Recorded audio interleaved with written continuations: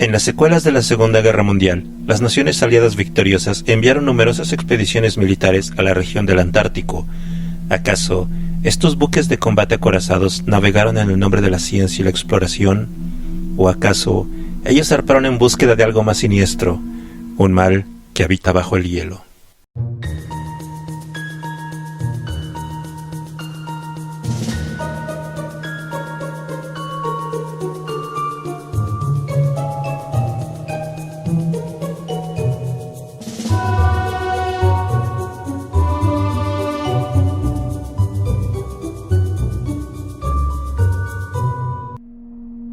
No importa cuántas veces el capitán Helka y su personal pasen la temporada festiva peinando el área de las aguas de la península antártica, la luz del día perpetua fue algo a lo que ellos nunca lograron adaptarse.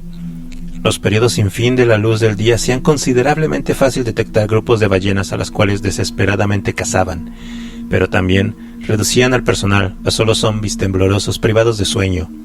Quizás esto explique por qué los visores del barco Juliana aquella mañana habían sido lentos en reaccionar a aquel buque que flotaba a una corta distancia de su viga de estribor.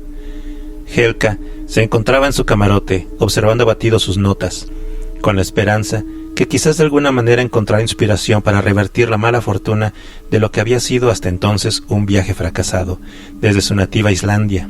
Entonces escuchó los gritos que venían de arriba. El capitán de los balleneros permaneció de pie en cubierta junto con el resto de su personal, observando impotente, por sobre las aguas, a un buque que apuntaba sus cañones hacia ellos. Incluso, sin la infame insignia naval roja y negra mostrándose, ya no había ninguna duda. Las líneas pulcras de un bote submarino llamado Kriegsmarine alemán estaba frente a ellos. En ese entonces, había historias de submarinos alemanes que no habían recibido o simplemente desobedecían las órdenes finales de rendirse. Pero la guerra había terminado hacía 2 años atrás. ¿A qué era lo que ellos se habían topado? Unas figuras vestidas en trajes verdes grisáceos se apuraban corriendo sobre la plataforma del submarino. Poco después, 2 botes inflables avanzaban hacia el Juliana. Sin armas a bordo para poder defenderse y ningún otro barco ni remotamente cerca para escuchar alguna transmisión de ayuda, el capitán Helka ordenó a sus hombres que se formaran sin ofrecer resistencia a sus captores. Mientras los alemanes se trepaban sobre las barandillas, un hombre comenzó a avanzar de manera muy entusiasta hasta donde Helka estaba parado. Resultaba ser el capitán de la nave alemana, que alegremente se disculpó por la interrupción, preguntando si pudiera ser posible para él y su personal militar el poder comprar la mitad de los suministros restantes que poseía el ballenero. A pesar de la suavidad y la amable solicitud, la imagen de aquel submarino hizo pensar a Helka que el rehusarse habría sido en vano. Él notó de manera inquieta que todos los marineros alemanes estaban armados con pistolas o carabinas, y de mala gana aceptó la propuesta. Inmediatamente se le entregó un rollo de dólares americanos y fue advertido que debía haber suficiente sobrante para que cada uno de su personal tuviese un pequeño bono por los problemas ocasionados. Cuando el líder del submarino se preparaba para irse, hizo una pausa y preguntó a Helka que le trajera uno de sus registros de su camarote. Entonces, él hizo una marca de una locación que no estaba lejos de donde se encontraban, advirtiéndole que había un gran número de ballenas en ese lugar. Mostró un saludo y se fue de regreso a su nave. El personal islandés observó desconcertado al submarino alejarse y lentamente desaparecer a la distancia para no volver a ser visto. El 2 de diciembre de 1946, una flotilla de naves estadounidenses zarparon de la base naval de Norfolk, Virginia. El nombre asignado a la expedición fue Operación High Jump, que consistía de 13 buques incluyendo un portaaviones, USS Philippine Sea, así como 2 destructores, el USS Henderson y el USS Brownson. Tenían órdenes de adentrarse al área más desolada del Círculo Antártico en orden de conducir una combinación de ejercicios militares y experimentos científicos. A cargo de la operación estaba el almirante Richard E. Byrd, Jr., un experto explorador polar que había llevado a cabo un gran número de expediciones, civiles y militares, en la zona antártica. Cuando eventualmente las fuerzas especiales llegaron a su destino de manera inmediata, comenzarían a conducir una extensiva operación de fotos de reconocimiento del área. Posteriormente, habría retirada solo unas pocas semanas debido a reportes de condiciones de clima muy peligrosos. Tan pronto los barcos regresaron de aquella operación a sus respectivos puertos, historias y rumores comenzaron a circular de lo que había pasado realmente. Artículos en los diarios chilenos daban a conocer que la flota norteamericana había sido atacada por objetos voladores no identificados, causando grandes daños y muchas pérdidas humanas, forzando a los norteamericanos a retirarse. La especulación creció todavía más cuando hubo una entrevista televisiva acerca de la misión. El almirante Byrd hizo un número significante de comentarios en relación de que los Estados Unidos tenían que prepararse de futuros ataques que podrían provenir de la Antártica. Él, de manera específica, se refirió a ataques a Estados Unidos por objetos voladores originarios del Polo Sur, y que ni él ni sus compatriotas podrían volver a confiar en las distancias de otras naciones hostiles como una manera eficaz de defensa. De manera inmediata, se autorizó una misión a la remota región para dar seguimiento. El nombre código de la operación fue Windmill, que fue incluida en abril de 1948. Después de esto, el interés americano en esta región comenzó a menguar, hasta que, una década después, se decidió detonar 3 cargas nucleares ahí. La razón fundamental a esta acción fue para probar los efectos de explosivos nucleares en altitud elevada por encima de la atmósfera terrestre. Es posible que la fascinación norteamericana con el Polo Sur pudiese haber quedado olvidada de no haber sido por una publicación en 1991 de un reporte de inteligencia soviético, en el cual se ofreció una razón muy diferente a la conclusión prematura de la operación High Jump. Supuestas compilaciones de transcripciones de entrevistas entre agentes de la KGB y un puñado de marinos estadounidenses que estuvieron involucrados en la expedición. El expediente filtrado sugería que la flota norteamericana había sido atacada y ahuyentada de la Antártica por un poder hostil desconocido. El reporte detalla que a mediados de febrero de 1947 los navíos americanos avanzaban a través del mar Weddell cuando el USS Brownson se dio cuenta de que un objeto volante desconocido lo seguía en todo movimiento. Inicialmente se describieron como luces que se movían de una manera rápida, a una gran distancia, pero después de un rato se comenzaron a acercar más y más, hasta el punto en que se comenzaron a registrar contactos con las pantallas del radar del Brownson. Mientras las naves estadounidenses comenzaban a agruparse, 5 de estos objetos comenzaban a sobrevolar a la flota a baja altitud, esquivando y regateando por entre los navíos que se estaban juntando a unas velocidades inconcebibles. Considerando estas acciones hostiles, el capitán Gimber ordenó a los artilleros del Brownson que apuntaran a los atacantes. El destructor abrió fuego de manera inmediata usando sus cañones antiaéreos de 40 milímetros. Los testigos describieron los 5 objetos voladores no identificados como formas de platillos volantes. Inmediatamente después de que el Brownson abrió fuego, los misteriosos objetos reprendieron con increíbles rayos de calor. Mientras uno de los aviones de combate lograba despegar de la pista del USS Casablanca, casi de inmediato se convertiría en una bola de fuego en el aire. Las alas de aquel avión, así como la cabina, se habían convertido en cenizas por las muy avanzadas armas del enemigo. El contraataque de los norteamericanos probó relativamente su ineficacia debido a la maniobrabilidad y velocidad muy superior de los atacantes. Pero, mientras la batalla progresaba, hubo algo exitoso. Mientras uno de los misteriosos objetos pasaba sobre el USS Zenith, un disparo fortuito de la arma del cubierta del submarino lo impactó. El casquillo de 5 pulgadas mandó a esa máquina volante de rebote a un costado. Aquel aparato detonó de manera violenta, apenas tocó la superficie del agua, pero hubo una explosión aún mayor que le siguió. El USS Maddox, un destructor adjunto a las fuerzas especiales, había sostenido daños severos como resultado de ataques impecables. Incluía fuego que se había esparcido de manera fatal por sus depósitos. Como resultado, hubo una explosión que mató a todos a bordo, mandando al buque afectado al fondo del mar. Dándose cuenta que no eran rival, los estadounidenses comenzaron una retirada que duró días, mientras seguían siendo acosados por aquellos atacantes desconocidos. El escritor del reporte terminó con la especulación que la misión subsecuente norteamericana a la región también había fracasado en el intento de derrotar aquellas fuerzas que se habían levantado en su contra, lo cual llevó a que eventualmente los estadounidenses recurrieran a las armas nucleares, como último intento para derrotar a esos misteriosos oponentes. El documento soviético fue confiscado por un grupo de conspiranoicos y comentadores que lo guardaban como prueba de que había algo siniestro acechando dentro de la seguridad que el Polo Sur brinda.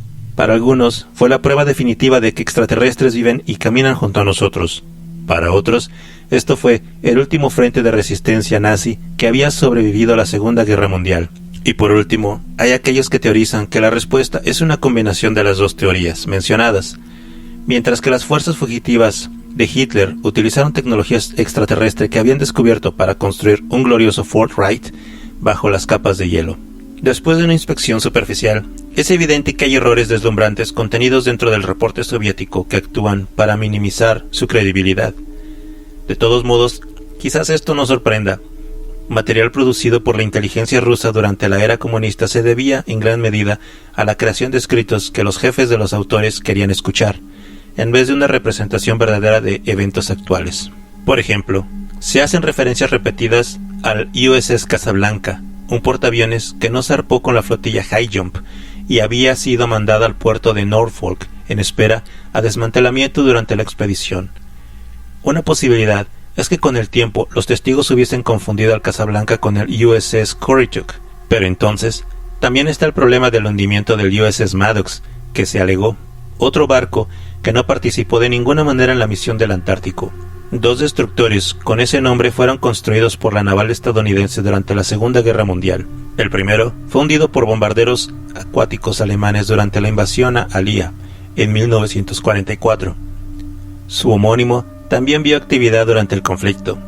También fue a participar en la guerra de Vietnam, donde se vio envuelto en el incidente penoso del Golfo de Tonkin. Finalmente, las referencias de aviones de combate estadounidenses destruidos y bajas masivas de combatientes infligidas por los atacantes contradice fuertemente con los diarios oficiales de High Jump. En total, los reportes de la expedición sostienen 4 muertos durante su tiempo en el Antártico. 3 hombres fallecieron cuando su lancha se estrelló en condiciones climáticas muy pobres.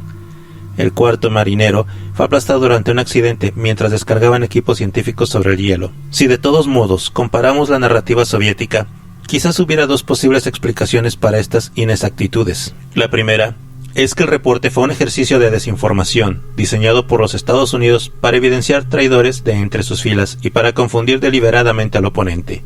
El segundo es que el incidente fue genuino y el gobierno norteamericano hizo uso de la paranoia y el miedo de la Guerra Fría para suprimir y esconder todo rastro del incidente, con seguridad nacional justificando la actuación. Entonces, de manera simple podemos decir que los reportes rusos son simplemente ficción.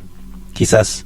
Sin embargo, es aparente que algo inesperado en verdad ocurrió, forzando a la expedición High Jump a concluir antes de lo previsto. Vale la pena considerar los comentarios crípticos hechos por el contraalmirante Byrd acerca de que los Estados Unidos de pronto tenían mucho que temer por posibles atacantes surgidos de esa región. Por supuesto que es fácil de descartar estas fantásticas teorías conspirativas de la última fortaleza nazi oculta dentro de gigantes ventilas geotermales descubiertas bajo el hielo. Pero permanece el hecho de que uno de los tantos proyectos de Hitler era el de establecer presencia del Tercer Reich en todas las regiones lejanas y escondidas, un objetivo en el cual él invirtió tiempo y esfuerzos significantes. En 1938, un cargador alemán llamado MS Schwabenland zarpó del puerto de Hamburgo y viajó por todo el Atlántico Sur en dirección al Polo Sur. El barco cargaba 2 avionetas acuáticas Dornier que habían sido equipadas con esquís que permitían al grupo aterrizar sobre el hielo. La misión fue comandada por el famoso explorador alemán llamado Alfred Richter. La expedición alemana eventualmente tocó suelo en una área conocida como Princess Martha, una cuesta previamente reclamada por el gobierno noruego. Los alemanes inmediatamente la renombraron New Schwabenland, estableciendo una estación permanente de investigación para que sus científicos pudieran trabajar, llevando a cabo numerosas misiones de reconocimiento aéreo del área que rodeaba el campamento. Richter y su equipo regresarían a Hamburgo 6 meses después e inmediatamente comenzaron a planear el siguiente viaje de regreso al área. Sin embargo, archivos oficiales indicaron que la segunda expedición jamás ocurrió. El brote de la Segunda Guerra Mundial les impidió de poder juntar los recursos así como el personal necesario. Lo que sí es claro es que el gobierno alemán tuvo éxito en conducir incursiones no documentadas a las regiones polares. Recientemente, en el año 2014, los restos de un campamento militar naval previamente desconocido fue descubierto en la isla de Alexandra Land, cerca del Polo Norte. Búnkers oxidados y banderas nazis proveían de clara evidencia de que aún desconocemos muchas cosas de Adolf Hitler y sus ambiciones secretas. El presunto encuentro del capitán Helka con un misterioso submarino alemán a principios de 1947 fue catalogado como pura fantasía. Aún así, permanece muy alejada de una imposibilidad. De las 150 embarcaciones de gran tamaño que históricamente han desaparecido sin dejar rastro de los océanos en el mundo y que siguen perdidos este día, un número significante son los U-boats alemanes. 1000 de estos submarinos se pusieron en el mar durante la Segunda Guerra Mundial.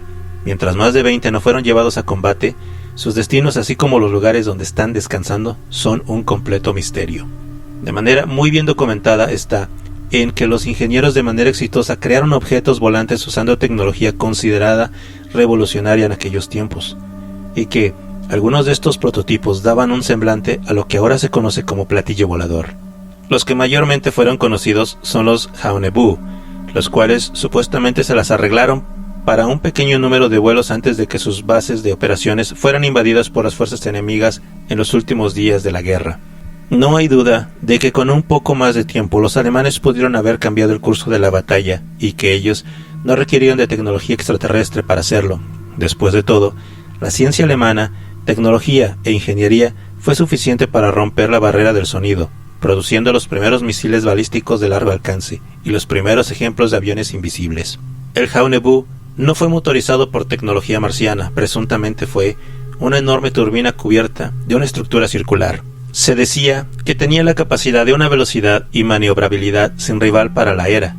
Es horrible pensar las pérdidas que pudieron ser infligidas a las fuerzas aliadas si se les hubieran dado solo unos cuantos meses de experimentación. Cuando los elementos más extravagantes y fantásticos de la saga Operación High Jump son puestos de lado, que debería fácilmente ser rechazado como una creativa pieza de ciencia ficción, parece tener una preocupante cantidad de substancia.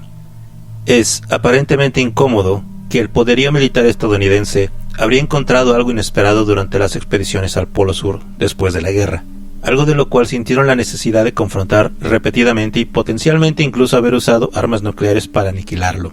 Ya sea que esta fuerza fuera extraterrestre o simplemente hubiese nacido de crímenes oscuros de guerra en la historia humana, de manera oficial quizás nunca se sepa. Tenemos que esperar a ver si alguna otra evidencia pueda salir a la luz mientras las exploraciones humanas a la región antártica continúa. ¿Quién sabe qué asentamientos abandonados y vehículos de transporte hundidos están esperando ser descubiertos perfectamente preservados bajo el cielo polar? Manténganse paranoicos, amigos.